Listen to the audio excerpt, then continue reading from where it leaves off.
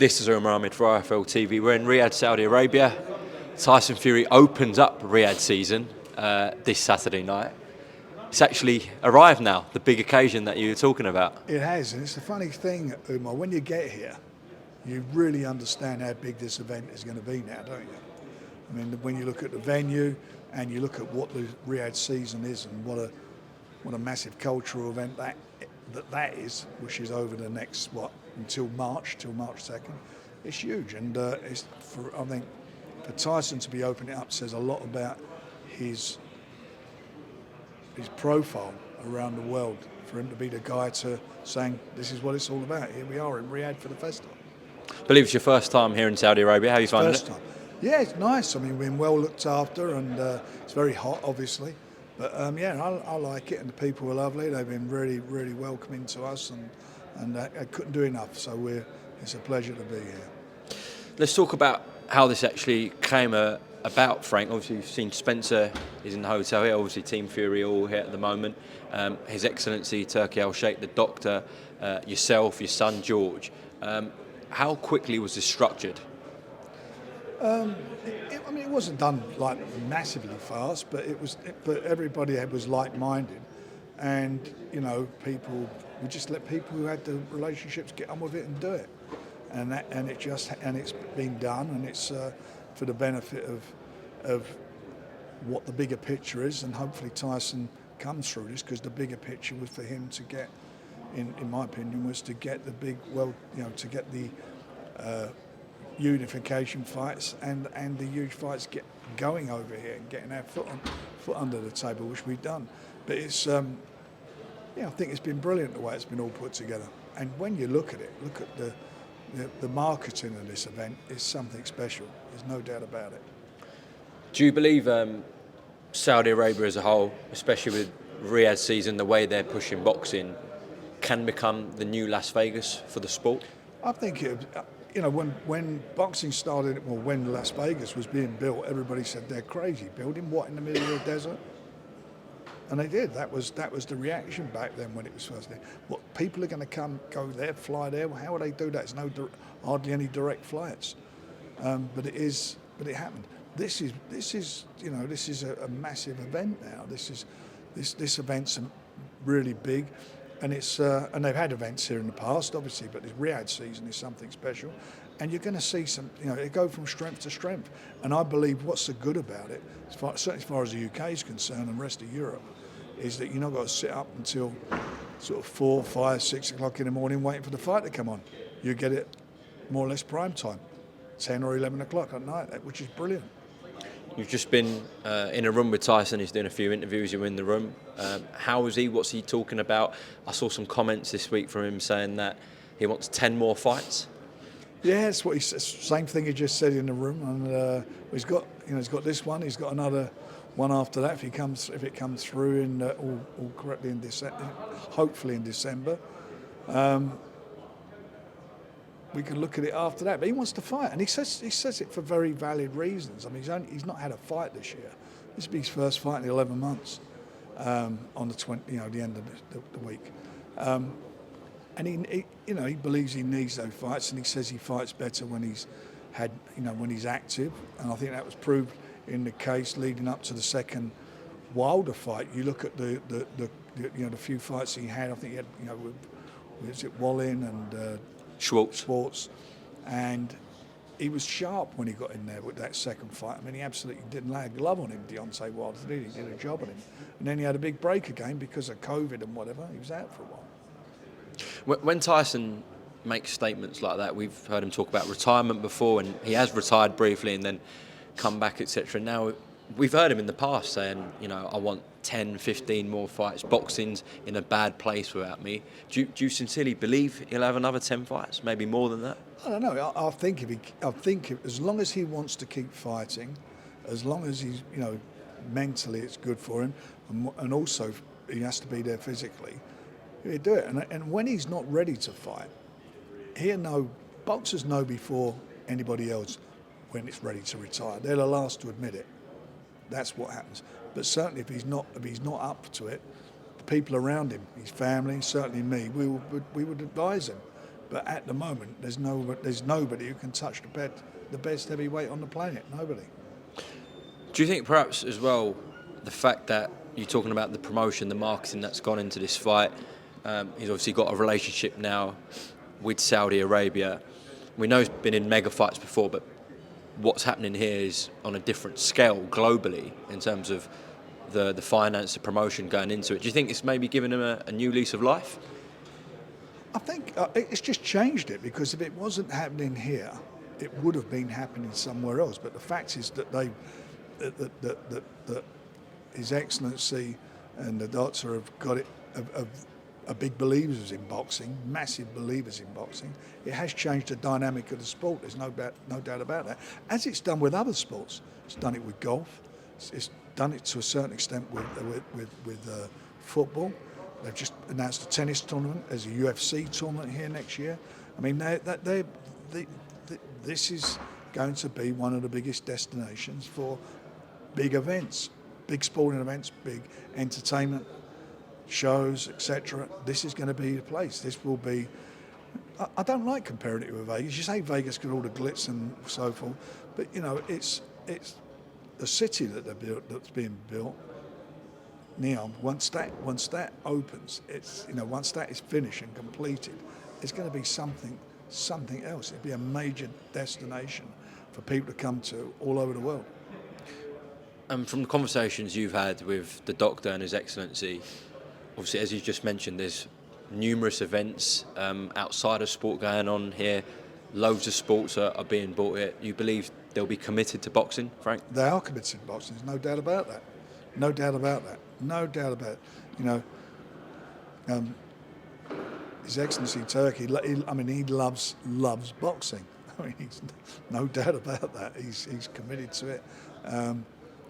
It's great that he's a boxing fan, because if you're not just doing an event just for the sake of doing an event. You're doing an event because you believe in it, and that's what's so phenomenal about this. It's not like, oh right, we've ticked a box, we've got boxing. They ticked the box with boxing and promoted it like you cannot believe, like nothing I've ever seen in my lifetime in boxing. I think for many years it's safe to say that Canelo Alvarez was the face of the sport, the biggest star in the sport. I saw some comments from you last week saying Tyson Fury now is a bigger star than Canelo Alvarez. Why? Because I believe he taps into more markets. You know, the American market's a huge market, and obviously Mexico and so forth, and various countries. I'm not knocking him, by the way. You know, he's a phenomenal star, and you know, we used to do nearly all of his fights were done on Box Nation. He was, I just think Tyson's just transcended everything, especially lately over the last year or so. Although he's been active, he's had the big show on Netflix, he's had books out and so forth. Everything he does, it's like that he's got it's like Midas touch. Everything he touches is turning into gold, and he's just building and building his profile, and people want to see him, and as has been proven. You know, that promo they've done. I know we mentioned it last time we did the interview. The one where all the rooms were shaking as they were hitting the walls and that. You know, 2 days, 152 million hits. That's a fact. In terms of the fight itself, I've been back and forth with you on camera about the main event this Saturday. We know why you're doing it. We know why Tyson is doing it. And we know what's ahead as well in Saudi Arabia with Tyson. But can you sit here and honestly say this is going to be competitive this Saturday with him and Ngannou?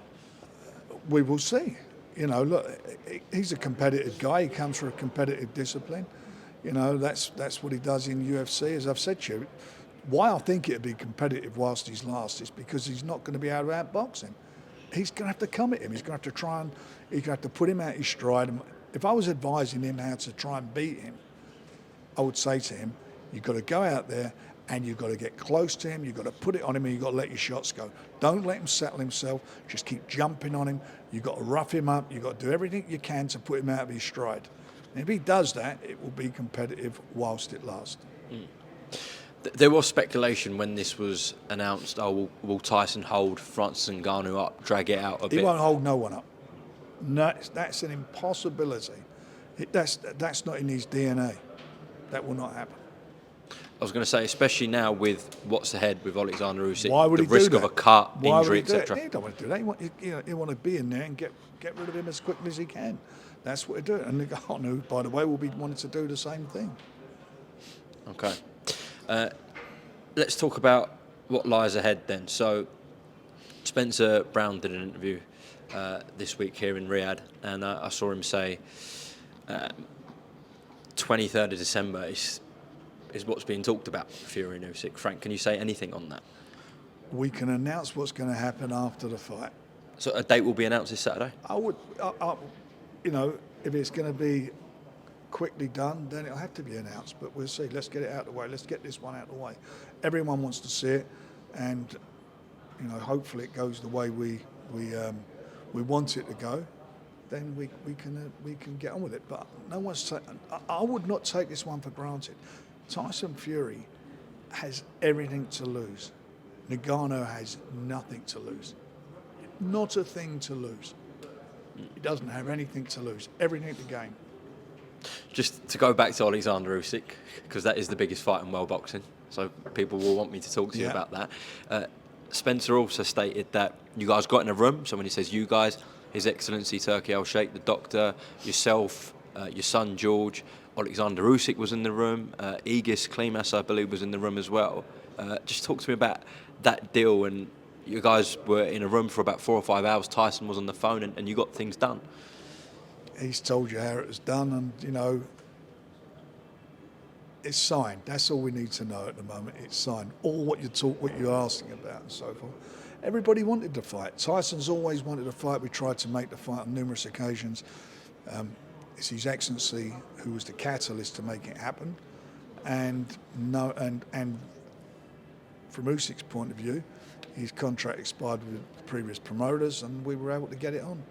So it made it happen. Obviously, what happened in the last year and a half was so complicated and got so messy, really, in the public. And then it got messy because there was a lot of misinformation being put out there, which I've said from the beginning, and it's become boring. Umar keeps saying the same thing and talking about it. But there was a lot of misinformation. The only side that told the truth was us, and we told the truth all the way through. That we wanted to fight, we tried to make the fight on numerous occasions. We accepted the fight last year. It didn't come off for whatever reasons, and that's how it's turned out. But you know what?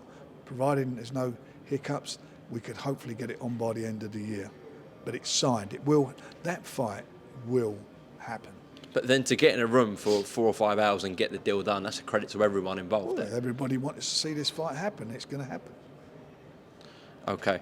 Can you say anything about the rematch clause, two-way rematch clause reported? No, I won't get into that at the moment. I mean, we're talking now, we've got a fight on Saturday, then one, there's 3 fights down the road. I don't even want to go there with that. Keep our fingers crossed on Saturday from our perspective that we get it to where we want it to be and everybody's going to be happy. Is Alexander Usyk going to be in Riyadh? I would think he'd show up here. I would think so. There's going to be a lot of fighters coming here. There's going to be a nearly 60-odd world champions here. Former heavyweight world champions, a lot of them are turning up, aren't they? A lot of fighters, not 60 heavyweight champions, but a lot, all the big names will all be here. Okay. Right, let's talk about the undercard. I think the one that's really grabbed the purist attention back home is, of course, the British title clash between Fabio Wardley and David. Commonwealth. You keep reminding me of that. Yeah, British and Commonwealth titles between Fabio Wardley and David Aday. Fantastic to get the British title on the line here in Saudi Arabia, Frank. Yeah, it is. I mean, we worked hard to do it, and the fight was ordered by the British Boxing Board of Control for the title, and it'd be silly for it not to go ahead. Well, it wouldn't have made any sense for not for it to go ahead unless the title was on the line. And it is going ahead, and it's good for both the fighters because they're going to earn a phenomenal amount of money from the fight. Much more than they got if the same title was on the line in the UK. And boxing's the toughest sport of any sport. And when you're getting punched in the face, they don't know whether you're in Saudi or you're in a ring in Britain, so it's best you get really well paid for what you're doing. And that is happening here. That's why it's on here.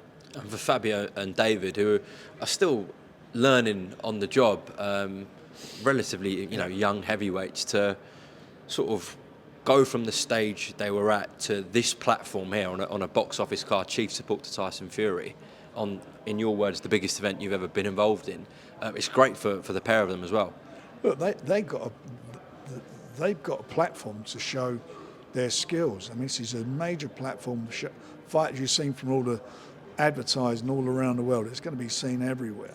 So they are they're the semi-final on the show, and they will get a massive, massive audience. And whoever comes through it, if it's in a real good fight, which I do believe, it'll actually jump them up a few steps up, right up the ladder, as far as their profile is concerned, and their earning capacity. We're still a little bit unsure about how really good David and Fabio are. We'll find out. We'll find out on Saturday. What are you expecting from that fight? I think it's going to be. I think it's going to be a tough fight for both of them. They're both undefeated. There's question marks over both of them because they're both coming up a level. Certainly, we're involved and have been involved with David from the beginning. He's done everything that's been asked of him. This is a jump up for him. He's coming up another level. This is a big test for him. We'll see what he's made of. And as for Fabio, it's the same thing, because he's got a young guy in there like him who knows what's at stake here and knows what's in the future.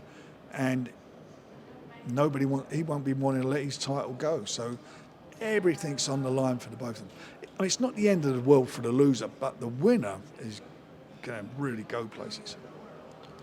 Again, depending on how the fight goes, if it's a really good fight or it's a little bit controversial, could see a rematch now? Yeah, well, that happens in boxing, doesn't it? Whatever's called for to make to make the world go round. And obviously, if there's a great fight there, people would obviously want to see it again. So glad to say, I mean, I don't think anything would happen in Saudi Arabia anyways, but David and Fabio aren't staying at the same hotel. No, that'd be stupid to do that. I mean, we're not that ridiculous. No, it's they're in separate hotels, and that's the way it should be. In terms of Fabio Wardley, obviously it's his first fight with Queensberry and yourselves. We know the relationship with Dillian Whyte's guys when Fury White was happening before that wasn't the best. Well, it wasn't all good to start with. And now you're working with Dillian Whyte's guys. But Dillian, I think, once all the nonsense, what they were told was going to happen, and all the crap that people were trying to poison them didn't happen, they were quite pleased that they were on the cup. We should be pleased. They earned a lot of money, and it was everything. We'd done everything what we said we'd do for him, and maintained a good relationship with him. And obviously Fabio, they've come over for this fight, and they've come, and we're delighted they have come over, because he's a good fighter, and he's in with our man, as we've been talking about. But look, the world goes round, as I keep saying. 1 minute's like up here, next then you're down. We are consistent in keep coming through and keep delivering. It's what we've done, or what I've done, what our team's done, my sons now, and Queensberry, what we've done for many, many years now. And that's why these guys are coming over. Same with Zhang. We gave him the opportunity. He couldn't get it elsewhere. We gave him the opportunity. He came over and grabbed that opportunity. And I suppose, unfortunately, because Joe was our guy, but that's boxing. That shows you what it's all about. It's the fights that matter. He came over and he done a job, and he's on our roster now, along with Joe. We'll talk about Gilles and Joe in a second. I just want to finish off the rest of the card, because there's a lot of heavyweight fights on there. Moses Atalma, another one of your guys. What an opportunity for him this Saturday. Oh, it's a fabulous opportunity. Look, he's 18 years of age. He's a long way. You think he's half the age, just nearly half the age of Tyson. So he's a young guy. Tyson now 35, so he's just under half. And he's a young guy who I really do believe in. And I thought his last performance, what I liked about his last performance was the hand speed, how fast he was. And he's exciting. He's a very exciting young guy, and I genuinely think he's going to go places. And this, as you just said, is a great opportunity for him to show the world what he's all about. It's a card's full of heavyweights. Well, I was sat with him at Heathrow Airport, and then you came along, and I saw you having a quick conversation with him about this Saturday. What were you saying to him? I just told him. I said to him, just keep doing what you're doing. Don't go and impose yourself on these guys. That's what you've got to do, because you have the hand speed, you have the class, you have the power to do it. Impose yourself. And that's what he did in his last fight. Get rid of him. Don't let him, wait for him to come onto you. Get rid of him. At this level, go in there and set about them. In a obviously in a controlled manner, but go and show them what you're about. You get rid of fighters by letting your bums go. Nice, a real. Get your head focused. When you're in there at this level, it's got to be a display. You've got to show the world what you're all about. And he's in with a guy who's got a good record, so there's going to be another step up for him. And then 2 more still heavyweight fights on the card. We've got a really intriguing clash between Martin Bakole and Carlos Takam. Yeah. Also Joseph Parker's on the card. How did these fights land on the card, Frank? They were done. They were just put together to make it an interesting card by all the various partners that are involved with it. But they're great fights. Again, for boxing, it doesn't get any better. This doesn't it? How many heavyweight fights on there, and they're all and it's going to be bums away on all of them. And the only non-heavyweight fight that's on there, I'm going to have to mention it because obviously your brother and your nephews represent him in a managerial role in Jack McGann. Yeah. Great for him to get on this card. He's fighting Roberto Duran's boy. Yeah, he's had the right result, so that's going to be good, and it's going to be interesting. Like for Robert and my nephews, I'm pleased for him. It's going to be a great opportunity for their guy, and Duran's son. I mean, what about that? That's something, isn't it? Eh? I believe he's coming as well, Roberto Duran. Oh well, there you go. Well, I'm sure he is. We've got all these champions coming here. Yeah. One of the great fighters of all time.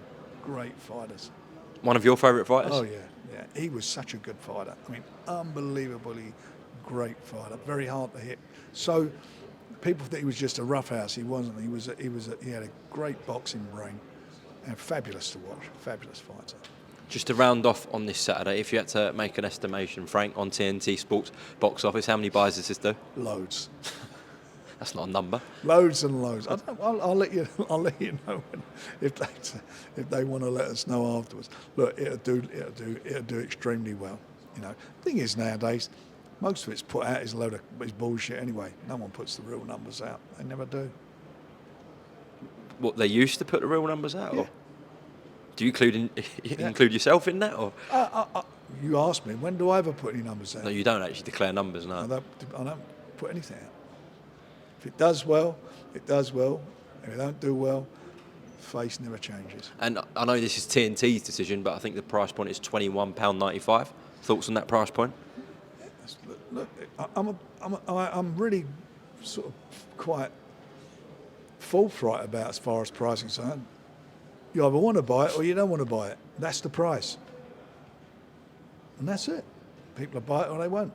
These guys are fighting for big money. They want big money, and this is a big, costly event to put together. That's what the price is set by the TV company, and that's what it is. How much was the Misfits last week? To be honest, I didn't buy it. Well, you bought it though. Yeah, but I don't know what I paid for it. I just pressed a button. I didn't know what I paid for it. Could have been about 80 quid. Yeah, probably was. Frank, away from this. I want my 80 quid back. Away from this, how is Joe Joyce? Joe's okay. We met up with him and Adam Morley, his manager, a couple of weeks ago, and sat down. And he wants to continue, and we're behind him. Like we were behind any of our fighters who get beat. We get behind them. That's what we do. I think Joe's still got a lot to give and live. I hope he's got a lot to give, and there's some good fights for him to be made. Unfortunately with Zhang, he was just a guy that he just couldn't get the. He was a guy who was never meant to beat. That's a fact of life. So you think he'll carry on from the conversations you've had? Oh, he's going to carry on. Yeah, he wants to carry on. Right. There's some good fights there for him. Okay. Some good heavyweight fights. What level do you bring him back at though, Frank? Well, you bring him back. He's got to fight someone in the top 15. That's what he'll do. He's still ranked in the world in the top 10 rankings in various organisations. So if he wants to get back in the swing, he's got to fight some of these guys. All these guys on the card, there's some good fighters there. There's some good fights to be made with him and them. Same as Dubois, Daniel Dubois. It's the same thing. And maybe them two getting a win apiece and then fighting each other. Well, I know there's a situation with the WBA at the moment. Char and Miller were supposed to fight. That's not happening. No. You've appealed the appeal? How does that even work, Frank, for Well, Daniel? we just said to him we don't agree with your findings because you haven't. What our appeal was based on was the referee not giving the proper instructions, and also the fact that we didn't consider it to be a low blow, and more importantly, it gave him extraordinary amount of time to get over the so-called low blow. Even when he wanted to continue to fight, he said, no, take some more time. That is not what a referee should be doing. That is wrong on any level. And they didn't consider that. So in that month and a half that they And had, what did they consider? No, all they've done, they said they'd just going with the referee's decisions. Well, that's all they wrote to you? That's basically what it is, and it's wrong. Referee was incompetent. The more and more I look at it, the more he's incompetent. But you know what? It's done. I'm not going to bang on about the fight because you can't change it, or you can't change what happened on the night. All we can try and do is that they play the game and they give him something out of it. Reinstate him at number one? Well, he should be, yeah. Or let him fight one of these guys. I haven't got a problem with that, but it's wrong what's gone down. I mean, he should, we got this fight on, but really he should be the guy holding the belts. He hurt him, and it should have been stopped. Okay, last heavyweight to discuss. When are you going to take Zhang to China? Do a fight Don't there? know. We're going to see. I mean, he wants to get out, and we're going to see what's happening. There's a lot of things happening here, so we've got to look at it all and decide how we're going to play it. Okay. But you believe he'll be out soon, Frank? Zhang? Yeah, he wants to be out, so we'll have him out in the next few months. I've seen Joshua been mentioned, linked with him. He's been linked with everybody at the moment. What do you make of him going into? He's in a dark room, I believe. In a what room? In a dark room for 4 nights. What's that? What do you mean? Well, I'm not sure what you call it. I think it's called a retreat. He's gone into a room, locked himself away for 4 days with pure darkness, just on himself. Look, if it makes him feel good, then good luck to him. Good luck to him. I mean, he's on the outside looking in there, isn't he? And he needs to get back in there, and it's whether his team can deliver that for him. But if that makes him feel, if that gets good out of him mentally, more importantly, it gives him mental peace of mind. Good luck to him.